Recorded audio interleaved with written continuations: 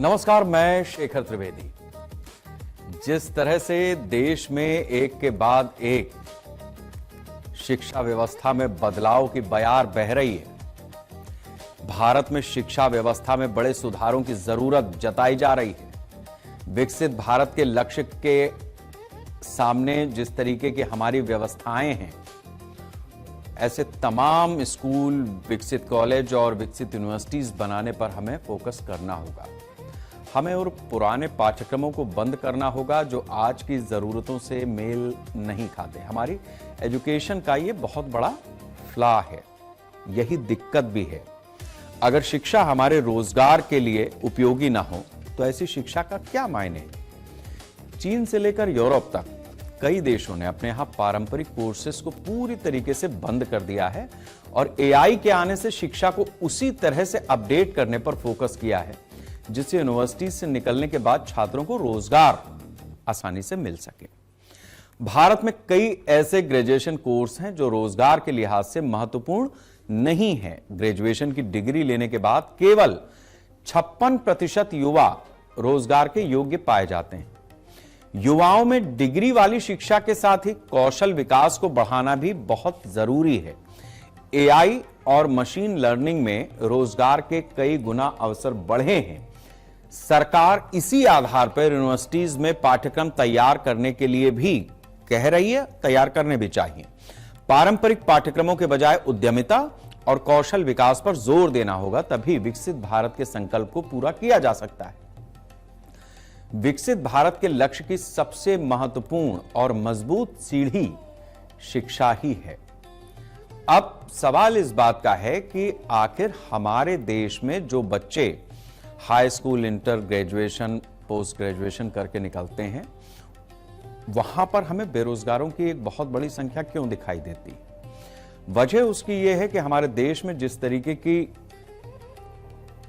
Growth हो रही है, जो कंपनियां आ रही हैं, जिस तरीके का काम बढ़ रहा है, उस जगह पर हमने जो पिछले 15-20 साल में एजुकेशन बच्चे को दी है वो आउटडेटेड है। इंडिया ग्रेजुएट स्किल इंडेक्स के आंकड़ों को विस्तार से हम आपको बताते हैं ताकि ये चीज और बेहतर तरीके से आपके समझ में आए। अब क्या होता है कि 2700 से अधिक कॉलेज, 10 लाख से अधिक छात्रों के आंकड़े, ये इंडिया ग्रेजुएट स्किल इंडेक्स 2025 के आंकड़े चौंकाने वाले हैं। एआई और मशीन लर्निंग में 46.1% ग्रेजुएट रोजगार योग्य पाए गए। एआई और मशीन लर्निंग रोजगार पाने का सबसे बड़ा क्षेत्र बना है बीते कुछ सालों में। भारतीय स्नातकों के लिए एआई मशीन लर्निंग कोर्स बहुत जरूरी है। 2023 में एआई मशीन लर्निंग में रोजगार उपलब्धता 40% थी। एक दिन में नहीं हुआ, ब्रैकेट पे चल रहा था। अब एआई मशीन लर्निंग में रोजगार की उपलब्धता बढ़कर 46.1% हो गई। 50% ग्रेजुएट्स में एआई, जेनरेटिव एआई के लिए सॉफ्ट स्किल्स हैं। एआई मशीन लर्निंग क्षेत्र में कम्युनिकेशन स्किल की रोजगार उपलब्धता 55% है। क्रिटिकल थिंकिंग में रोजगार की उपलब्धता 54.6% और लीडरशिप में 54.2%।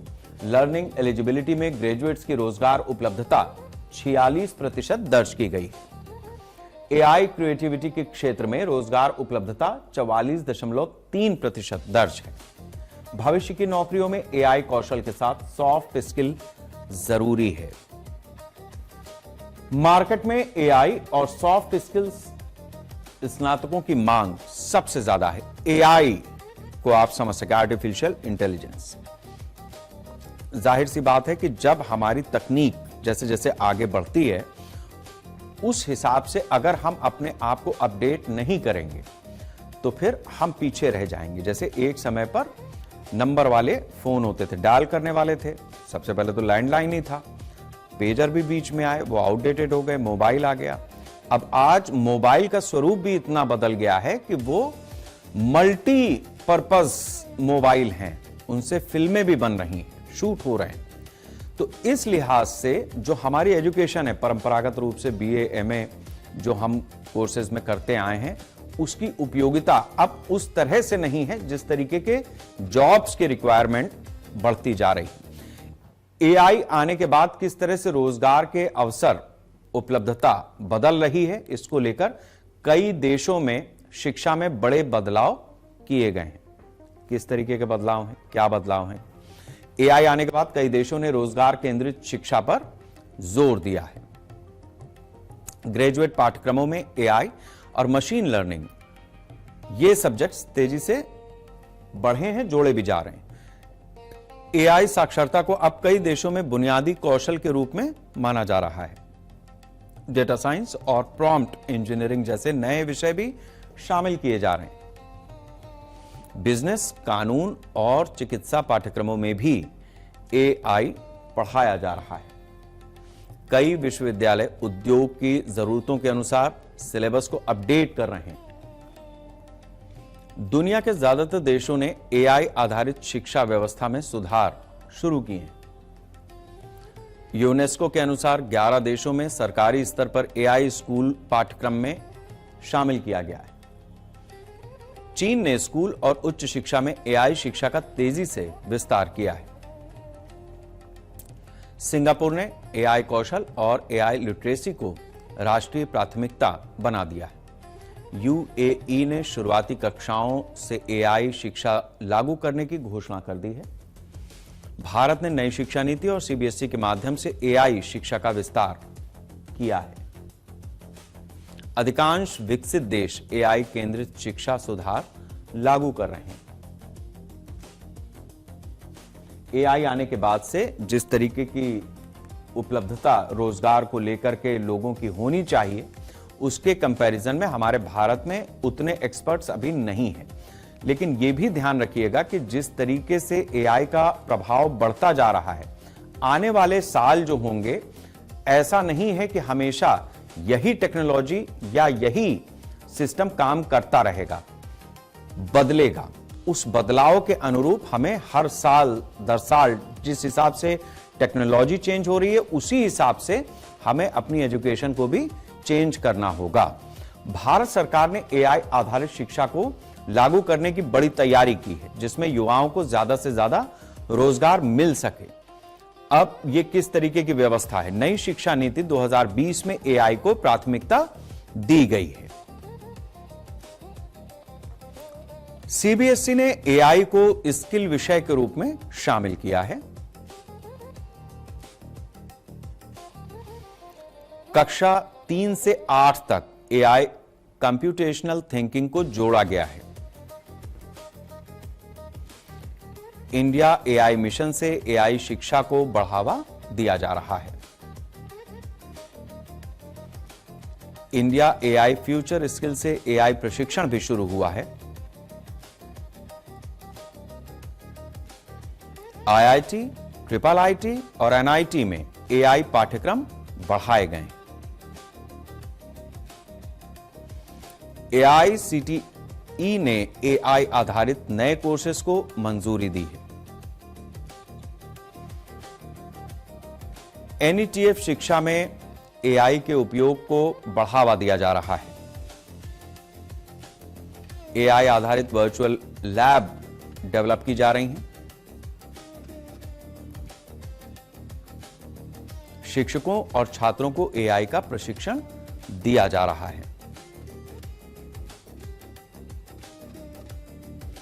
उद्योगों के साथ मिलकर रोजगार वाले कोर्सेज को तैयार किया जा रहा है।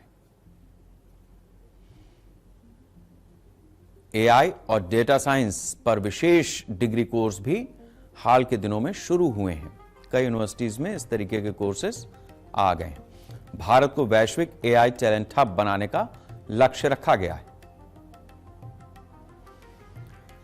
एआई से छात्रों की रोजगार क्षमता बढ़ाने पर भी फोकस है। एआई आधारित शिक्षा को बढ़ावा देने के लिए भारत सरकार कितना पैसा खर्च कर रही है, यह भी समझिए, क्योंकि स्किल डेवलपमेंट इस तरीके से किया जा रहा है जिससे चरणबद्ध तरीके से भारत के लोग तैयार हों। इंडिया एआई मिशन के लिए 10,371 करोड़ रुपए सरकार की तरफ से आवंटित किए गए हैं। सबसे बड़ा हिस्सा एआई कंप्यूटर मिशन पर खर्च होगा। 4,563.36 करोड़ रुपया एआई कंप्यूटिंग इंफ्रास्ट्रक्चर पर खर्च होगा। जीपीयू, सुपर कंप्यूटर और एआई क्लाउड तैयार किए जाएंगे। 2,000 करोड़ रुपए इंडिया एआई इनोवेशन सेंटर्स को मिलेंगे।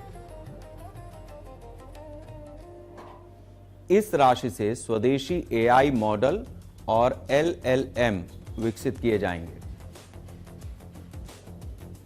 1,200 करोड़ रुपए India AI data sheet platform पर खर्च किए जाएंगे। भारतीय भाषाओं और सेक्टर आधारित डेटा सेट तैयार किए जाएंगे। 900 करोड़ एआई आधारित एप्लीकेशन विकसित करने पर खर्च होंगे। एआई का उपयोग शिक्षा, स्वास्थ्य, कृषि सुधार में किया जाएगा। 500 करोड़ रुपए इंडिया एआई फ्यूचर स्किल पर खर्च होंगे। छात्रों और युवाओं को एआई कौशल प्रशिक्षण देने पर पूरा फोकस है सरकार का, ताकि एआई एक्सपर्ट हमारे देश में तैयार हो सके। 400 करोड़ रुपए एआई स्टार्टअप्स को वित्तीय सहायता के लिए भी प्रावधान किया गया, यानी कोई नया एआई स्टार्टअप लगता है तो उसके लिए भी सरकार ने व्यवस्था की है। 300 करोड़ रुपए सुरक्षित और भरोसेमंद एआई पर खर्च किए जाएंगे। शिक्षा के लिए 5 एआई सेंटर ऑफ एक्सीलेंस बनाए जाएंगे। एआई सेंटर ऑफ एक्सीलेंस पर 500 करोड़ रुपया खर्च होगा।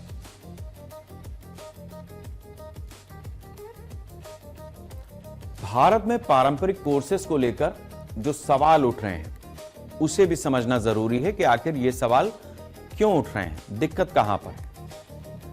कई पारंपरिक कोर्सेज रोजगार के लिहाज से अब कमजोर माने जा रहे हैं। सामान्य बीए में उद्योग आधारित कौशल की कमी साफ झलकती है। सामान्य बीएससी का सिलेबस भी कई जगहों पर पुराना माना जा रहा है। सामान्य बीकॉम में एआई और डेटा एनालिटिक्स विषय सीमित हैं। पारंपरिक एमबीए में भी डिजिटल और एआई कौशल जोड़ने की मांग बढ़ी है। पुराने एमसीए पाठ्यक्रमों को भी आधुनिक बनाने की जरूरत है। डीसीए जैसे बेसिक कंप्यूटर कोर्स की उपयोगिता काफी कम हुई है। टाइपराइटिंग और स्टेनोग्राफी जैसे कोर्सेज की मांग तेजी से घटी है। कई कोर्सेज में प्रैक्टिकल और इंटर्नशिप की कमी बताई जा रही है। उद्योगों की जरूरत के अनुसार सिलेबस अपडेट करने की भी मांग हो रही है। नई शिक्षा नीति 2020 कौशल आधारित शिक्षा पर जोर देती है।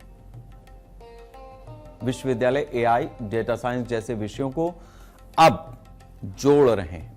विशेषज्ञों की राय है कि कोर्सेज बंद ना हो बल्कि आधुनिक बनाए जाएं। कई पारंपरिक कोर्सेज रोजगार के लिहाज से काफी कमजोर हैं। छात्रों को स्नातक के बाद रोजगार मिल सके, इसके लिए आपको क्या करना होगा, स्टूडेंट्स को क्या करना होगा, यह भी समझने की जरूरत है। केवल डिग्री नहीं, रोजगार देने वाले कौशल भी सीखना जरूरी है। एआई, मशीन लर्निंग और डेटा एनालिटिक्स भी सीखना जरूरी है। प्रोफेशनल सर्टिफिकेट पर छात्रों को फोकस करना होगा। अंग्रेजी, हिंदी दोनों में प्रभावी संवाद और कौशल बनाना ही होगा। कंप्यूटर, एक्सेल और डिजिटल टूल्स का अच्छा ज्ञान होना चाहिए। पढ़ाई के दौरान ही एआई इंटर्नशिप प्रोग्राम भी सीखना चाहिए। लाइव प्रोजेक्ट्स और इंडस्ट्री असाइनमेंट पर भी काम करने की जरूरत है। समस्या का समाधान और तार्किक सोच विकसित करने की जरूरत है, लॉजिक्स। टीम में काम करने, नेतृत्व क्षमता बढ़ाने वाले कोर्सेज की भी डिमांड बढ़ी है। अभी रिज्यूमे को हर नौकरी के अनुसार अपडेट करा जा सकता है। मॉक इंटरव्यू और एप्टीट्यूड टेस्ट की नियमित तैयारी करने की भी जरूरत है। उद्योगों की जरूरत के हिसाब से नए कौशल लगातार सीखने की जरूरत है। उद्यमिता और स्टार्टअप के अवसरों पर ध्यान देने की जरूरत है। कॉलेज के प्लेसमेंट और करियर सेल का पूरा लाभ उठाना ही चाहिए हर स्टूडेंट को। नेटवर्किंग बढ़ानी चाहिए और विशेषज्ञों से मार्गदर्शन भी लेते रहना चाहिए। समय प्रबंधन और कार्य अनुशासन की आदत विकसित करना जरूरी है। एआई टूल्स का सही और जिम्मेदारी से उपयोग करना यह भी जरूरी है। अपने क्षेत्र की नई तकनीकें और ट्रेंड्स, इसका अपडेशन जरूरी है।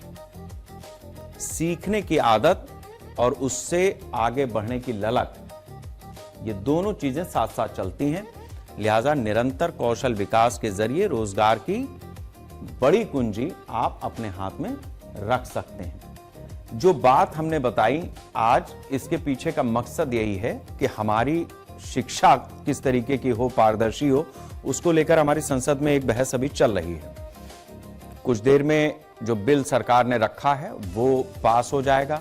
उसके पास होने के बाद जो नकल रोधी कानून है वो इस देश में और ज्यादा सख्त होगा।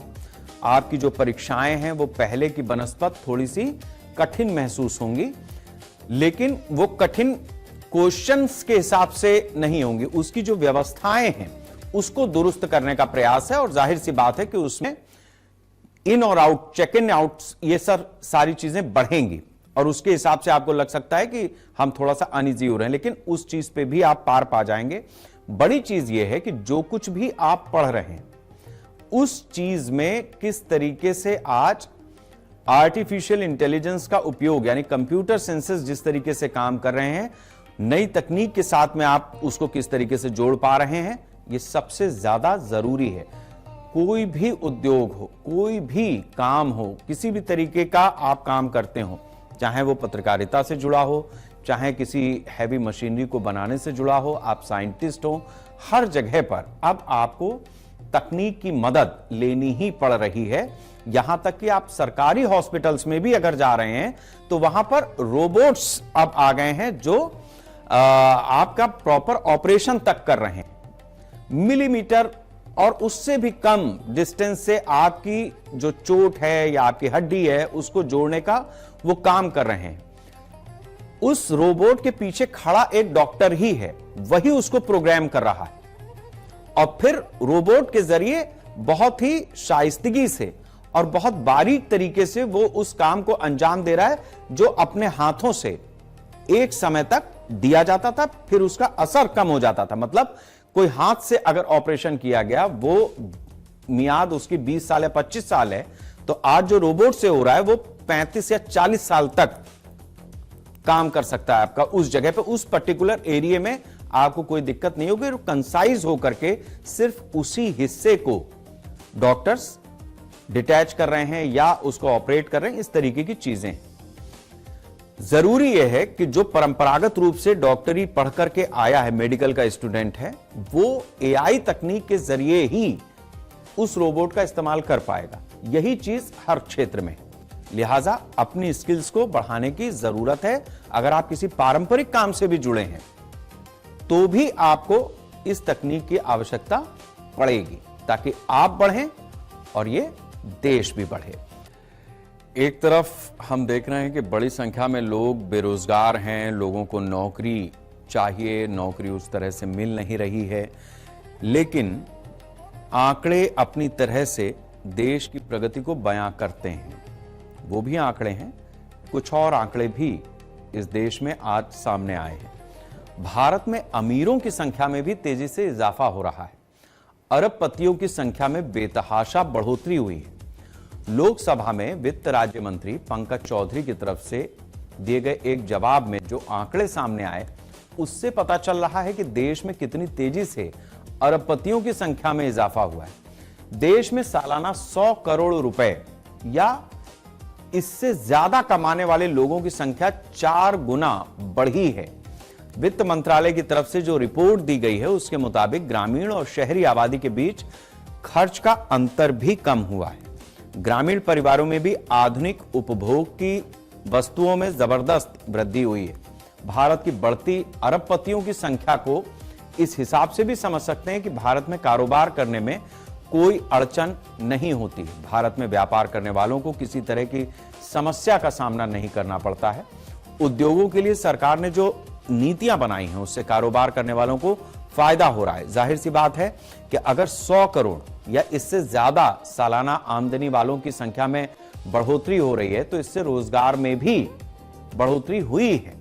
अगर उद्योगों को बढ़ावा मिल रहा है और कारोबारी तेजी से विकास कर रहे हैं तो इससे कई क्षेत्रों में लोगों को रोजगार के अवसर भी मिल रहे हैं।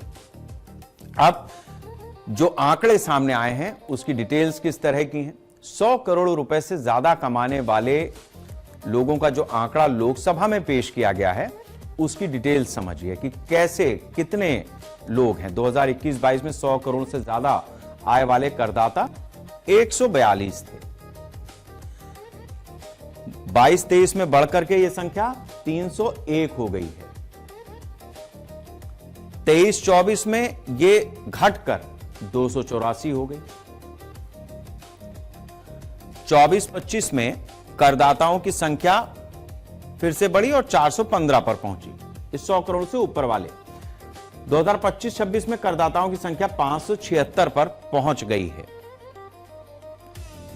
5 साल में 100 करोड़ से ज्यादा आय करने वाले 4 गुना इस हिसाब से बढ़ गए। एक साल में 161 नए करदाता जो जुड़े वो 100 करोड़ के क्लब में शामिल हुए। सभी आंकड़े इनकम टैक्स रिटर्न यानी आईटीआर पर आधारित हैं। आय का आधार ग्रॉस टोटल इनकम पर आधारित है। आयकर कानून में बिलियनियर की अलग परिभाषा नहीं है। रिपोर्ट उच्च आय वाले करदाताओं में वृद्धि को दिखा रही है। करदाताओं की संख्या बढ़ने से टैक्स बेस भी बढ़ गया है। तो इस लिहाज से अगर 125 लोग थे आज से 5 साल पहले तो बीते 5 सालों में यह संख्या बढ़ी और 525 550 के आसपास आकर के खड़ी हो गई। हालांकि 140 करोड़ के देश में यह कोई बहुत बड़ा आंकड़ा इस तरीके का नहीं है कि इस पर बहुत खुश हुआ जाए, लेकिन आंकड़ा तो आंकड़ा ही है। 100 करोड़ रुपए का कारोबार करने वाले अगर इस देश में 550 550 लोग हैं तो जाहिर सी बात है कि उन्होंने ठीक ठाक संख्या में अपने यहां रोजगार भी दे रखा होगा। भारत में बेरोजगारी दर में गिरावट आई है। इसके आंकड़े भी इस आंकड़े से जुड़ते हैं। वो किस तरीके के हैं?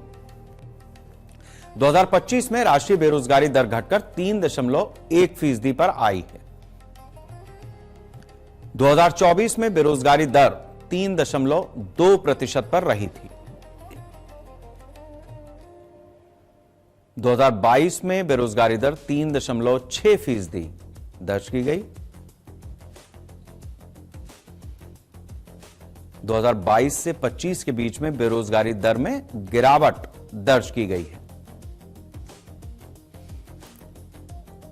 8 वर्षों में बेरोजगारी दर सबसे कम 2025 में रही। शहरी महिलाओं की बेरोजगारी 6.7% से घटकर 6.4% पर आ गई है। नियमित वेतनभोगी कर्मचारियों की हिस्सेदारी भी बढ़ी है। नियमित कर्मचारियों की हिस्सेदारी 22.4% से बढ़कर 23.6%। विनिर्माण क्षेत्र में रोजगार की हिस्सेदारी तेजी से बढ़ी है। कृषि क्षेत्र में रोजगार की हिस्सेदारी में कमी दर्ज की गई है, यानी एग्रीकल्चर सेक्टर हमारा पीछे जा रहा है।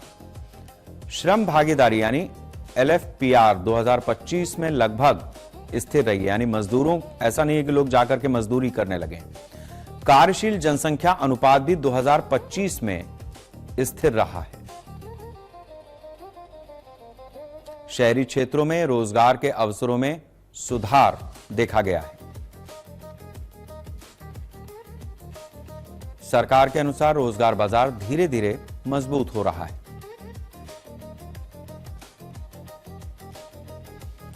युवा महिलाओं के रोजगार में जबरदस्त तरीके से बढ़ोतरी दर्ज की गई है। अब ये भी एक बड़ी चीज है कि जिस तरीके से हमारे देश में रोजगार बढ़ रहा है, बेरोजगारी दर घट रही है, उसका ये भी नहीं मतलब है कि बेरोजगारी खत्म हो गई है। ये आंकड़े हैं, हमारे देश की जनसंख्या इतनी ज्यादा है कि उस तरीके से लोगों को रोजगार मिलने में अभी भी दिक्कत है। भारत में अरबपतियों की संख्या अगर तेजी से बढ़ी है तो इसके पीछे देश की अर्थव्यवस्था में जो सुधार हुआ है वो भी इसका एक बड़ा कारण है। ये सुधार किस तरीके का है? भारत दुनिया की सबसे तेज बढ़ती अर्थव्यवस्थाओं में से एक है। हमारे देश की अर्थव्यवस्था लगातार बढ़ रही है।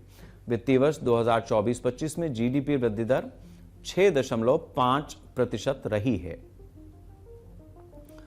भारत दुनिया की चौथी सबसे बड़ी अर्थव्यवस्था बन चुका है। भारत में जीएसटी संग्रह लगातार नए रिकॉर्ड्स बना रहा है। हमारा टैक्स सिस्टम, प्रत्यक्ष कर संग्रह में भी तेजी से बढ़ोतरी हुई है।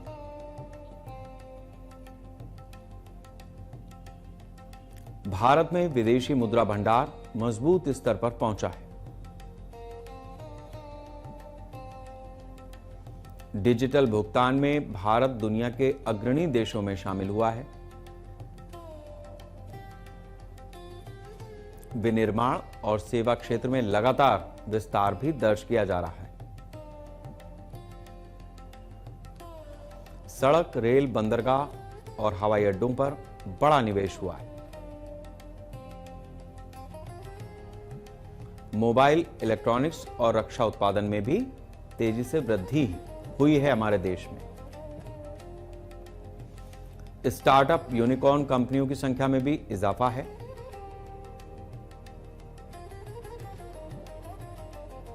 निर्यात और घरेलू खपत ने आर्थिक वृद्धि को मजबूती दी है।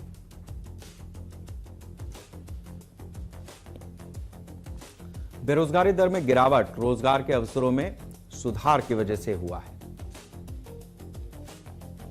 आईएमएफ, विश्व बैंक और ओईसीडी ने भारत की तारीफ की है। भारत की अर्थव्यवस्था दुनिया के विकास का प्रमुख इंजन है। शेयर बाजार में तेजी आई है और कैपिटल गेन, डिविडेंड और शेयरों के मूल्य बढ़ने से भी आय में इजाफा हुआ है, जिससे अरबपतियों की संख्या में बढ़ोतरी हुई है। यह भी एक कारण है, इसको भी समझिए। शेयर बाजार में तेजी से निवेशकों की संपत्ति बढ़ी है। शेयरों की कीमत बढ़ने से पूंजीगत लाभ काफी बढ़ा है। कंपनियों ने बेहतर मुनाफे पर अधिक डिविडेंड भी बांटा है। डिविडेंड आय से निवेशकों की कुल कमाई बढ़ी है। लंबी अवधि के निवेशकों को बड़ा रिटर्न मिला है।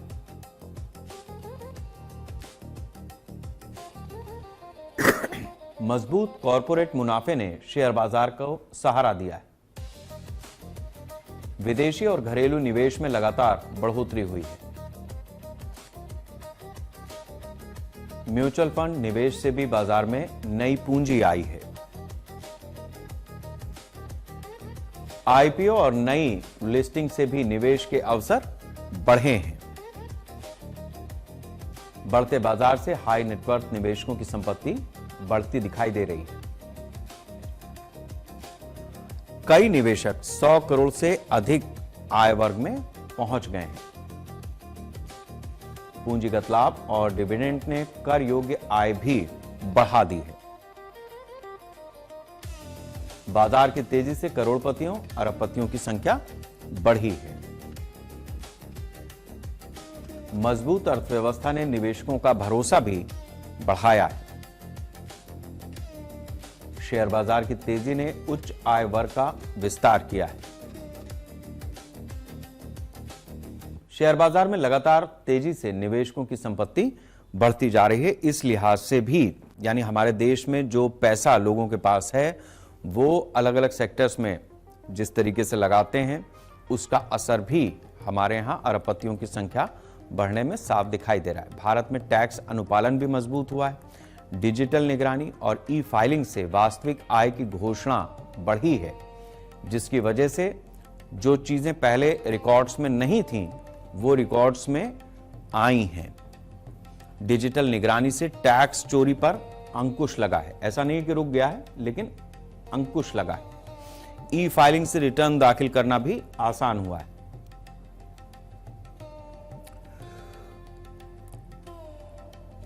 वास्तविक आय घोषित करने की प्रवृत्ति बढ़ी है। पैन आधार लिंकिंग से पहचान प्रणाली भी मजबूत हुई है। हर जगह आपका बैंकिंग सेक्टर में हो या कोई भी ट्रांजैक्शन है, पैन नंबर जरूरी है। आईएस फॉर्म 26A से आय को बेहतर मिलान हो रहा है। टीडीएस और टीसीएस डेटा से आय की निगरानी आसान हुई है। जीएसटी और आयकर डेटा का आपसी मिलान भी बढ़ा है। ऑनलाइन भुगतान से वित्तीय लेन देन अधिक पारदर्शी हुआ है। हाई वैल्यू ट्रांजैक्शंस पर आयकर विभाग की नजर बढ़ गई। फेसलेस असेसमेंट से टैक्स प्रक्रिया अधिक पारदर्शी हुई है। हाई वैल्यू ट्रांजैक्शंस पर आयकर विभाग की नजर बढ़ी है।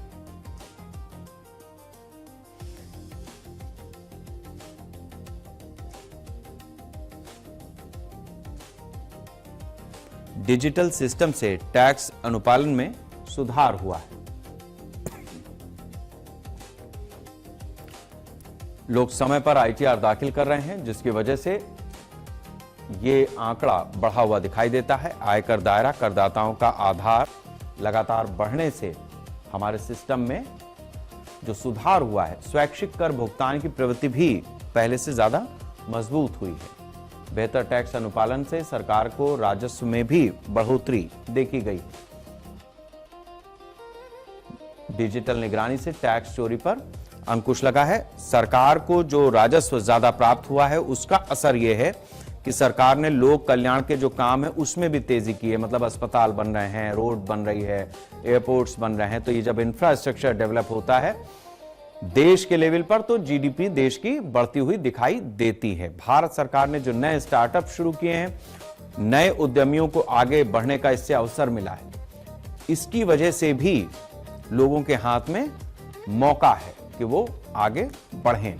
स्टार्टअप इंडिया योजना से नए उद्यमियों को मौके मिले हैं। नए कारोबारियों को व्यवसाय शुरू करने के लिए अवसर मिले। स्टार्टअप को टैक्स छूट और आसान नियमों का लाभ भी मिला है। फंड ऑफ फंड से स्टार्टअप को निवेश सहायता मिली। सरकार ने शुरुआती पूंजी जुटाना काफी आसान कर दिया है। मुद्रा योजना से छोटे कारोबारियों को ऋण सुविधा भी मिली है और उनका कारोबार भी बढ़ा है। क्रेडिट गारंटी योजनाओं से बिना बड़े जोखिम के लोन मिलने लगा है। ऑनलाइन रजिस्ट्रेशन से कंपनी शुरू करना, ये प्रक्रिया भी आसान हुई है। पेटेंट और ट्रेडमार्क प्रक्रिया को सरकार ने सरल बनाया है। युवाओं को बिजनेस आइडिया पर काम करने का भी मौका मिला है। स्टार्टअप इंडिया हब से मार्गदर्शन और नेटवर्किंग की सुविधा बढ़ी है। इंक्यूबेशन सेंटर से नए उद्यमियों को प्रशिक्षण भी मिल रहा है। सरकारी ई मार्केट प्लेस से छोटे कारोबारियों को बाजार भी मिला है। डिजिटल भुगतान ऑनलाइन प्लेटफॉर्म से कारोबार बढ़ाना आसान हुआ है। एआई टेक्नोलॉजी और नवाचार आधारित स्टार्टअप को बढ़ावा मिला है। सरकारी योजनाओं से रोजगार देने वाले नए उद्यमियों की संख्या भी बढ़ी है। स्टार्टअप इंडिया योजना से नए उद्यमियों को मौका मिला है। तो इस लिहाज से हमारे देश में जो अभी वर्तमान की स्थिति है उसमें अरबपतियों की संख्या जैसे जैसे बढ़ रही है, उसी तरीके से हमारे देश में जो टैक्स सिस्टम है वो भी पहले से बेहतर हुआ है और नई जो कोशिशें हो रही हैं उसके रंग अब दिख रहे हैं। कभी कभी जब कोई चीज आपको परेशान करती है तो कई बार वही परेशानी एक मौका भी बनाती है। एआई के कारण नौकरियां घटने की आशंकाओं के बीच कई बड़ी वैश्विक कंपनियों के रुख में बदलाव दिख रहा है।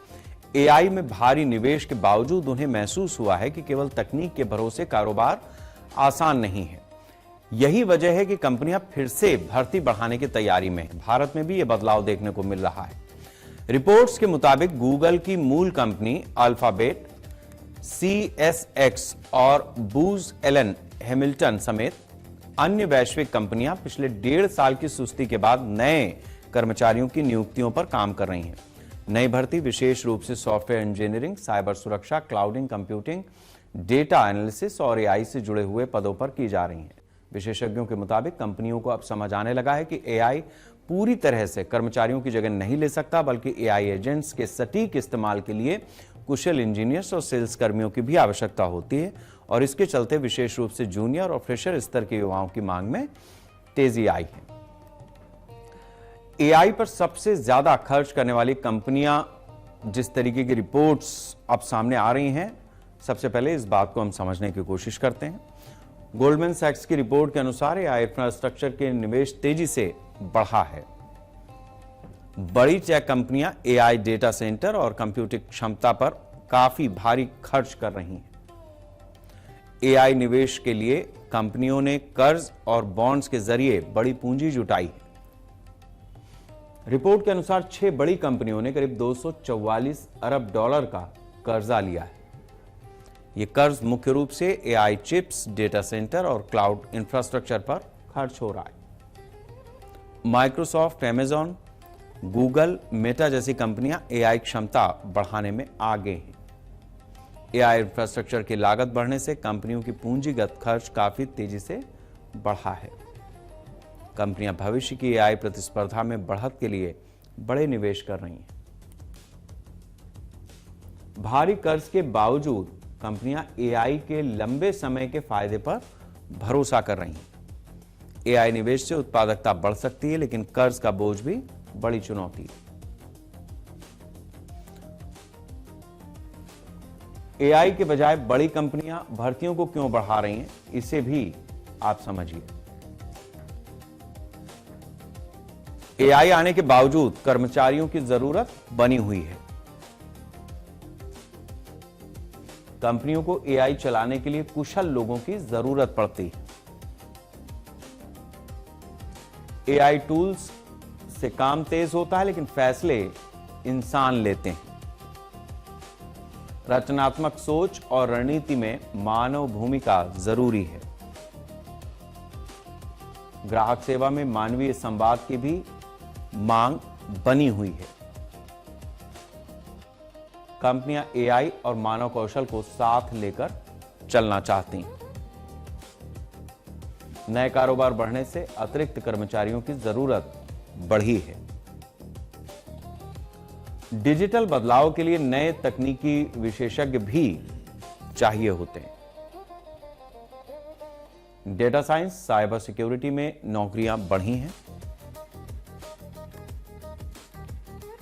एआई से कुछ काम ऑटोमेटेड हुए हैं, लेकिन नए काम तैयार हो गए। वहां पर इंसानों की जरूरत है। कंपनियां एआई विशेषज्ञों, ट्रेंड कर्मचारियों की भर्ती कर रही हैं। उत्पादन बढ़ाने के लिए कुशल श्रमिकों की जरूरत लगातार बनी हुई है। नेतृत्व, प्रबंधन, टीम वर्क जैसे कौशल एआई नहीं कर सकता। एआई आने के बावजूद कर्मचारियों की जो आवश्यकताएं हैं कंपनियों में, उस पर अभी भी काम हो रहा है। क्या महंगे एआई कंपनियों पर भारी पड़ रहे हैं, जिसकी वजह से कंपनियां एक बार फिर से कर्मचारियों पर लौट रही हैं? ये भी एक सवाल है। जिस तरीके से लोग अपनी चीजों को लेकर के पहले महंगे एआई सिस्टम की लागत कई कंपनियों के लिए अब चुनौती बन रही है। एआई मॉडल बनाने और चलाने में काफी निवेश की जरूरत होती है। जीपीयू, डेटा और क्लाउड खर्च से एआई का संचालन महंगा हो रहा है। कई कंपनियों को एआई से अपेक्षित रिटर्न तुरंत नहीं मिल रहे हैं। एआई को चलाने के लिए विशेषज्ञ कर्मचारियों की जरूरत होती है ताकि उसका सही तरह से इस्तेमाल हो सके। कंपनियां एआई के साथ मानव कर्मचारियों का संतुलन अब बनाने में लगी हैं। ग्राहक सेवा प्रबंधन जैसे क्षेत्रों में एआई से काम नहीं चल पा रहा है। एआई से नए काम पैदा हुए जिनके लिए कर्मचारी चाहिए। एआई एक्सपर्ट्स के साथ सामान्य कर्मचारियों की भी डिमांड बढ़ी है। एआई आने के बाद बड़ी कंपनियों ने भर्ती रोक रखी थी, लेकिन अब उनका रुख बदल रहा है। एआई आने के बाद कई कंपनियों ने अपनी कंपनियों में भर्ती की प्रक्रिया को धीमा कर दिया था। कंपनियां पहले एआई से काम ऑटोमेट करने की संभावनाएं तलाश रही थी। अब यह भी समझ आ गया है कि एआई के लिए भी कुशल कर्मचारियों की जरूरत है। एआई टूल्स को लागू करने और संभालने के लिए विशेषज्ञ चाहिए।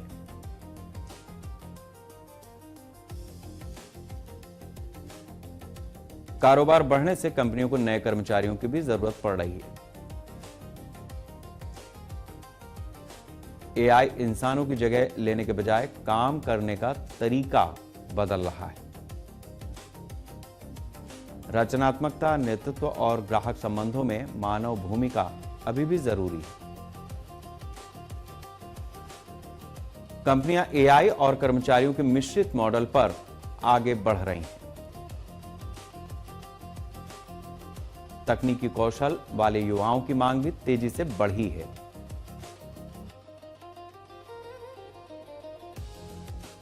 इसी वजह से कंपनियां फिर से भर्ती बढ़ाने की तैयारी कर रही हैं।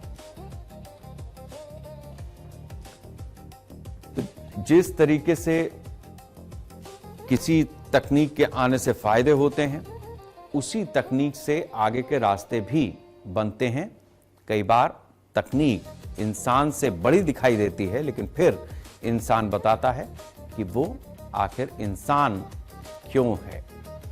जाहिर सी बात है कि तकनीक के सहारे कोई इंडस्ट्री बढ़ सकती है, लेकिन देश लोगों से ही बनता है और बढ़ता है।